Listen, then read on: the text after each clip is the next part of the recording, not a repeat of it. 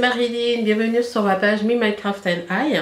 Aujourd'hui je vous ai préparé un tuto spécial Fimo parce qu'on me l'a demandé sur YouTube et je suis très ravie de vous avoir préparé ce tuto et j'espère qu'il vous fera plaisir. Donc aujourd'hui en fait je vous ai préparé un tuto pour pouvoir apprendre à faire des perles en Fimo. Donc le petit collier que vous avez là.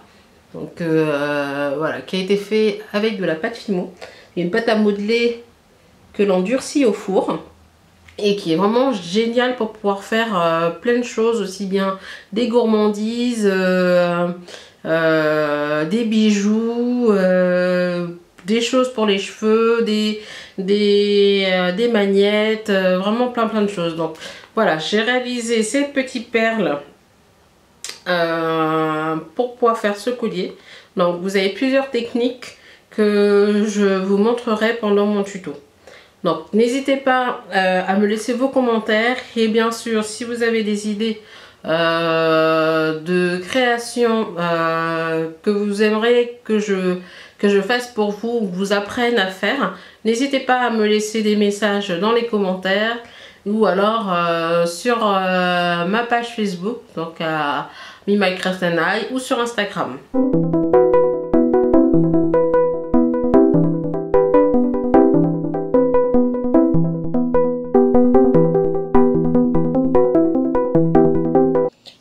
Alors, la pâte Fimo est une pâte à modeler qui va durcir au four. En fait, quand vous allez créer votre réalisation, vous allez le mettre directement au four vous allez le mettre directement au four sans préchauffage. Donc vous allumez votre four en le mettant à 110 degrés pendant une trentaine de minutes. Donc voici le matériel que je vais utiliser. Moi j'ai pris un perce-papier et une lame de cutter flexible. Donc qui va permettre en fait de pouvoir découper votre pâte facilement. Et le perce-papier en fait me permettra de faire les trous dans les perles que je vais réaliser. Donc vous pouvez aussi bien utiliser des cure-dents ou des pics brochettes. Donc là moi les pics brochettes vont me servir à mettre mes perles au four et faire en sorte que mes perles ne s'aplatissent pas. Après je vais aussi utiliser quelque chose qu'on a tous chez soi, un presse-ail, parce que je n'ai pas de machine à pâte, je n'ai pas de clé gun. Donc là le presse-ail va me servir en fait à faire des petits bouts de pâte cylindrique, vous allez voir. Donc là j'ai choisi les couleurs que je vais utiliser et je vais ouvrir donc avec un cutter ma pâte et je vais vous montrer en fait comment je conditionne ma pâte pour pouvoir la travailler. Donc moi ma pâte est un peu vieille, donc ça fait un peu longtemps que je l'ai.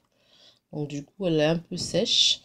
Chez Fimo en fait il existe trois styles de pâte. Vous avez la classique, donc qui est une pâte qui est un peu plus dure. Donc il faut la travailler longtemps en fait pour pouvoir la ramollir.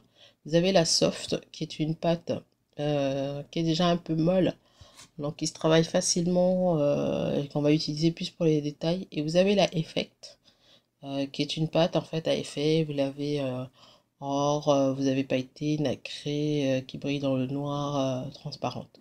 Donc celle que j'aime moi c'est la soft, mais comme la mienne elle est vieille, je vais devoir en fait la conditionner, c'est-à-dire que je vais la travailler longtemps avant d'avoir quelque chose de potable à travailler. Donc je vous conseille en fait d'utiliser des lingettes et de l'eau nettoyante pour bébé. Donc là c'est ce que j'utilise normalement pour nettoyer les petites fesses de mon fils. Les petites lingettes en fait c'est bien pour pouvoir nettoyer les mains, nettoyer votre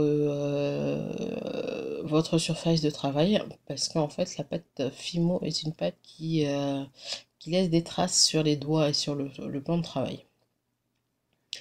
Donc voilà, donc là j'ai préparé toutes mes petites boules, donc j'ai conditionné mes couleurs, j'ai préparé toutes mes petites boules pour faire mes perles.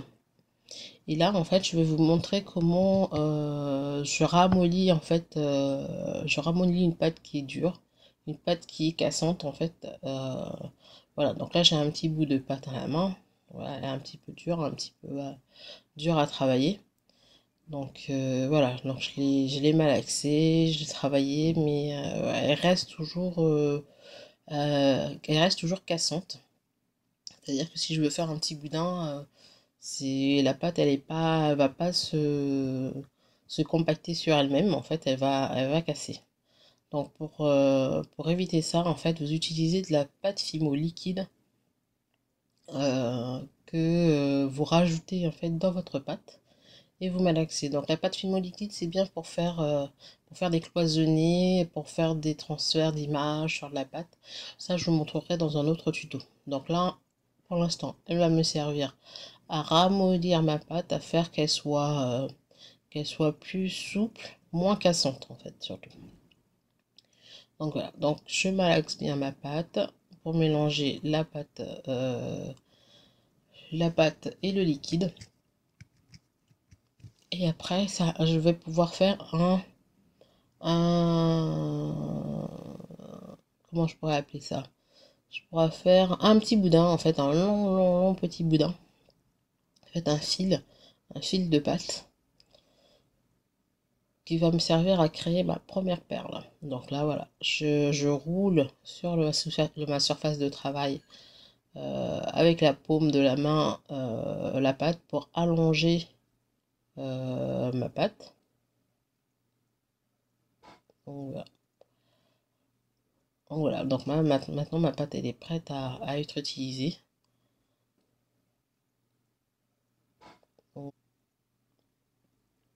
Et là, bah voilà, comme je l'ai dit, je roule donc avec la paume de la main ou avec le doigt. Et je vais étirer la pâte jusqu'à en faire un fil de pâte assez long. Voilà, mon fil est prêt. Et en fait, la première perle, c'est toute simple. Vous prenez votre première boule, votre fil de pâte et vous enroulez aléatoirement sur la pâte. Et après, vous la roulez dans le creux de votre main sans trop écraser la pâte. Comme ça permet en fait de calibrer votre perle.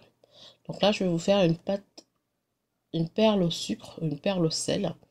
En fait, j'utilise du gros sel. Donc là, j'avais pas de gros sel, j'utilise la fleur de sel, mais c'est pareil.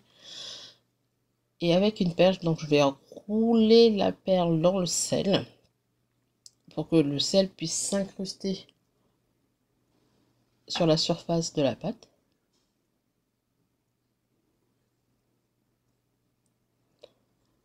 Et je vais les laisser juste telles quelles jusqu'à la cuisson de la pâte. Vous allez voir ce que ça va texturer en fait la surface de la pâte. Voilà. Pour ma troisième perle, je vais faire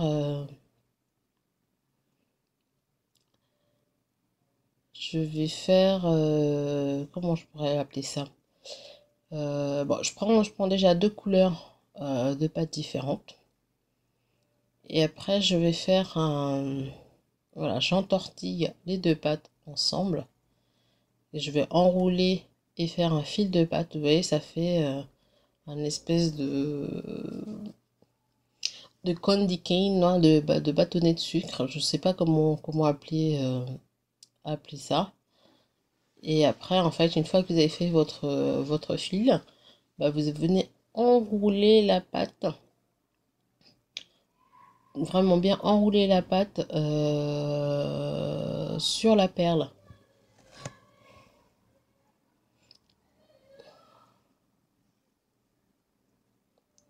Donc voilà, donc vous avez vu, je roule entièrement le fil de pâte sur la perle à faire disparaître la perle complètement autour de mon tortillon de fil. Et après, je compacte entre la paume de ma main sans trop écraser pour que la pâte puisse être compacte et pas cassante. Voilà. Allez, quatrième perle. Donc je prends deux couleurs de perles ensemble et je vais faire de la marbrure. La marbrure, en fait, c'est vous allez mélanger les couleurs de pâte, bien mélanger sans trop mélanger les couleurs. Faut qu'il reste quand même, faut qu'on voit quand même qu'il y ait quand même deux couleurs de pâte et vous allez couper avec le cutter et recouper la pâte en sorte que le centre ressorte et qu'on voit en fait les marbrures qu'il y a à l'intérieur de la pâte. C'est vraiment très joli à faire, très simple même. Et là je vais faire encore un boudin de pâte que je vais découper en plusieurs petits morceaux.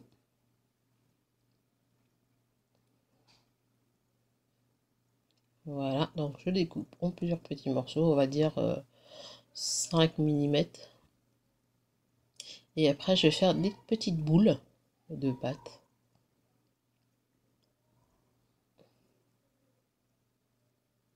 Que je vais après redécouper en deux. En fait, ça va me servir à faire en fait des petits morceaux de boules que je vais coller en fait sur une grosse pâte. Donc je vous laisse regarder tranquillement et vous voyez, c'est vraiment, vous allez voir, c'est vraiment très simple. Donc ma grosse boule, une petite pâte que j'enroule, je fais une petite boule, j'aplatis, j'écrase carrément entre mes doigts et je vais la poser sur la pâte. Voilà, une petite boule, j'aplatis et je la pose sur la pâte. Et je fais ça avec toutes les petites boules sur toute la surface de ma perle.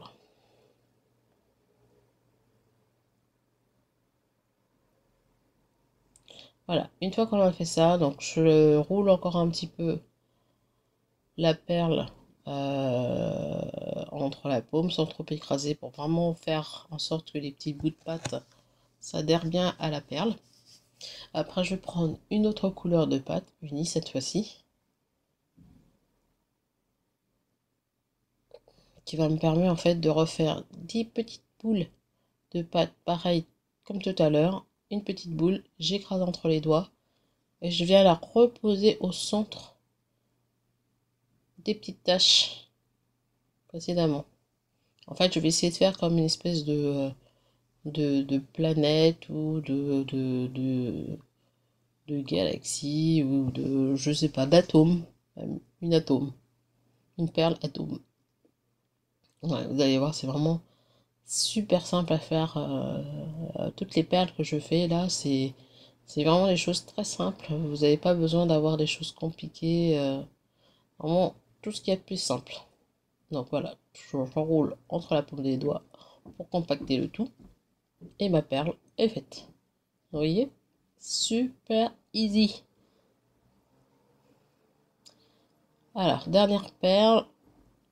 Bon, c'est pas la dernière perle, c'est la cinquième perle. Donc, cinquième perle, je prends ma lame de cutter et en fait, je viens faire des entailles sur toute la surface de la perle. Je l'entaille tout simplement.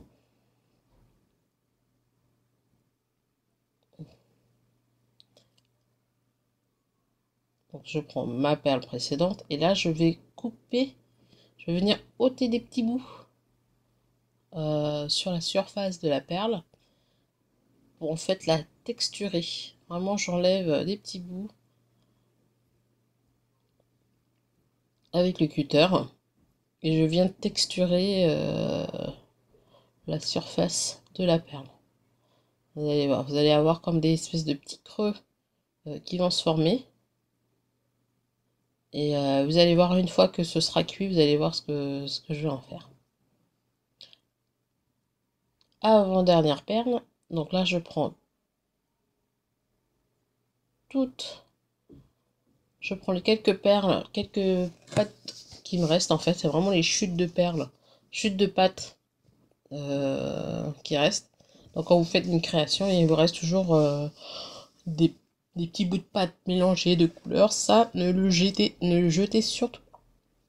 Ne jetez pas ces petits bouts de perles là. Je vous conseille de les mettre tous ensemble dans un bocal. Ça peut toujours vous servir à faire par exemple une perle que vous allez recouvrir. Donc on va pas voir en fait la couleur de la perle, comme par exemple la perle coton que j'ai fait précédemment. En fait, on voit pas le centre de la perle parce qu'elle est enroulée par la pâte. Donc ça, une vieille pâte, parce que c'est assez précieux. Donc là, vous voyez avec le pressail, le reste de ma pâte, j'ai mis dans le pressail et je presse et ça me fait des espèces de petits cheveux de pâte. Des petits bouts de pâte cylindriques. Et mon pressail n'est pas fichu en fait, hein, je veux juste enrouter après à gratter l'intérieur et vous le passez, vous le lavez et vous pouvez vous resservir de votre pressail après. Bon, je vous conseille plus de racheter une nouvelle pressail et de garder celle-ci dans votre boîte à outils Fimo, votre boîte à Fimo. Et voilà. Donc voilà, avec les petits cheveux de pâte, bah, je viens prendre chaque brin et j'enroule autour de ma pâte. J'enroule autour de ma perle. Et vous voyez, vous avez une espèce de perle marbrée, dégradée de couleurs, vraiment sympa, vraiment magnifique. Et puis pareil, bah, vous l'enroulez. Vous la roulez dans le creux de votre main, comme ça, pour compacter le tout. Mais ça vous donne vraiment une perle magnifique. Donc imaginez avec différentes couleurs ce que ça fait. Donc, et pareil, vous pouvez très bien utiliser de la vieille pâte pour faire une perle au centre. Donc là, comme il me fallait encore une perle, donc j'ai pris une nouvelle pâte. Je fais ma perle. Et après, bah, je vais utiliser le reste de mes cheveux de pâte. Je vais venir en fait poser chaque brin les uns à côté des autres. Un peu comme dans la perle précédente, mais je vais pas la mettre tout autour. En fait, je les mets vraiment dessus pour avoir quelque chose. Vous allez voir. Vous allez voir à la fin ce que ça donne. C'est vraiment sympa à faire ce genre de choses. Vous voyez, toutes les perles que j'ai faites sont assez simples de réalisation. Donc vous pouvez très bien réussir à faire un collier juste avec quelques perles. Juste une perle, des boucles d'oreilles, juste une perle avec les techniques que je vous ai montrées. Donc là, on va découper ce qui dépasse en haut et en bas. Et après, vous venez reformer votre perle en pressant le reste de perles vers le haut, voilà, vers le centre. Et après, bah, vous enroulez dans le creux de votre pomme. Voilà. Donc, les derniers bouts de perles qui me restent, bah, on les mélange, on forme une perle. Et après, il suffit juste en fait d'écraser légèrement. Voilà, vous écrasez légèrement la perle pour lui donner un côté aplati. Vous faites ça avec le reste de pâte qu'il vous faut.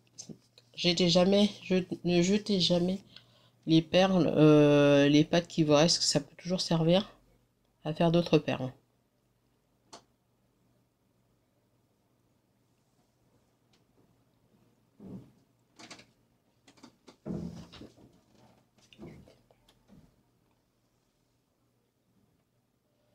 Donc voilà, donc là on a terminé. Maintenant il suffit juste d'utiliser votre cure-dent ou votre perce-papier pour faire les trous dans vos perles, pour après tout passer au four.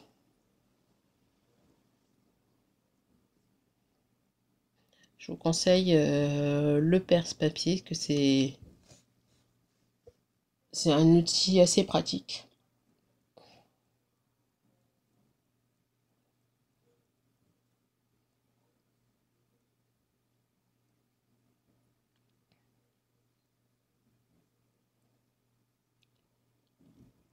Donc voilà, donc avec mes pics brochettes, je vais enfiler toutes mes perles sur mes pics brochettes pour pouvoir après mettre mes perles à cuire au four. Donc comme je vous rappelle, le four 110 degrés pendant une trentaine de minutes. Donc là, ma petite technique à moi, j'utilise un moule à cake. Je viens poser mes brochettes dessus. Et après, je mets au four. Comme ça évite en fait que les perles ne soient aplaties si vous les posez directement sur la plaque de votre four. Donc voilà, ma première partie est terminée. N'hésitez pas à regarder la seconde partie.